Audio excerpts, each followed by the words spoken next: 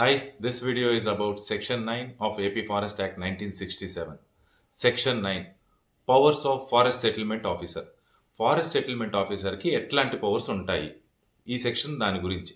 So forest settlement officer ఎప్పుడు వస్తారు పిక్చర్లోకి? Once proclamation జరిగాక, అంటే పబ్లిక్ అనౌన్స్మెంట్ జరిగాక సో అండ్ సో ల్యాండ్ని గవర్నమెంట్ రిజర్వ్డ్ ఫారెస్ట్గా కన్వర్ట్ చేయబోతుంది. ఈ పబ్లిక్ అనౌన్స్మెంట్ పబ్లిక్కి రీచ్ అయిన తర్వాత వాళ్ళకున్న అబ్జెక్షన్స్, క్లెయిమ్స్ అవన్నీ తీసుకొని వాళ్ళు కోర్ట్స్కి వెళ్ళడానికి లేదండి. మనం దీని గురించి ఆల్రెడీ డిస్కస్ చేసాం. Courts are bar. సో వీళ్ళు కోర్టుకి వెళ్ళడానికి లేదు. వాళ్ళు ఎక్కడికి రావాలి? ఫారెస్ట్ సెటిల్మెంట్ ఆఫీసర్ దగ్గరికి రావాలి. సో వాళ్ళ క్లెయిమ్స్, అబ్జెక్షన్స్ అన్ని తీసుకొని ఫారెస్ట్ సెటిల్మెంట్ ఆఫీసర్ దగ్గరికి వస్తే forest settlement fair and detailed enquiry conduct చేస్తారు. ఎలాగా? ఫర్ ఎగ్జాంపుల్, ఒక 1000 acres of proposed reserve forest land ఉంది. ఆ ల్యాండ్లో ఒక 2 acres ఎక్స్ అనే పర్సన్ ఆయనది అని క్లెయిమ్ చేశాడు.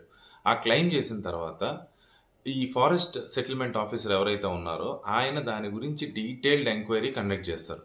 డీటెయిల్డ్ ఎంక్వైరీ కండక్ట్ చేసి ఆ ల్యాండ్ అతనికి రైట్ ఉందా లేదా అని డిసైడ్ చేస్తారు.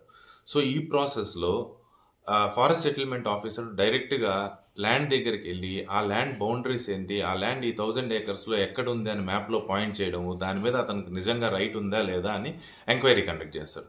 ఆయనే ఇన్ పర్సన్ అయినా వెళ్ళొచ్చు, ఆయన వేరే ఆఫీసర్ని ఎవరైనా ఆథరైజ్ చేసి పంపించవచ్చు. నెక్స్ట్, ఈ ఎంక్వైరీ చేసే ప్రాసెస్లో అతను ఎవరినన్నా పిలిపించి if he wants their appearance to be present వాళ్ళకు ఒక నోటీస్ ఇచ్చి, just like court, civil court ఎలాగైతే నోటీస్ ఇచ్చి సమ్మన్స్ ఇచ్చి వాళ్ళని రమ్మంటుందో సేమ్ అదే విధంగా ఇతను కూడా నోటీస్ ఇచ్చి వాళ్ళని రమ్మనొచ్చు. ఆల్సో ఈ డెసిషన్ తీసుకునే ప్రాసెస్లో ఆయన వాళ్ళ దగ్గర నుంచి స్టేట్మెంట్స్ అండర్ ఏ ఓత్ తీసుకోవచ్చు, జస్ట్ లైక్ కోర్ట్.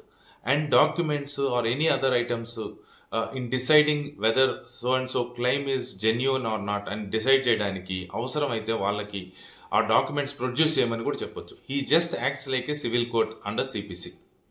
సో ఈ రైట్స్ అన్ని ఫారెస్ట్ సెటిల్మెంట్ ఆఫీసర్కి ఉంటాయి.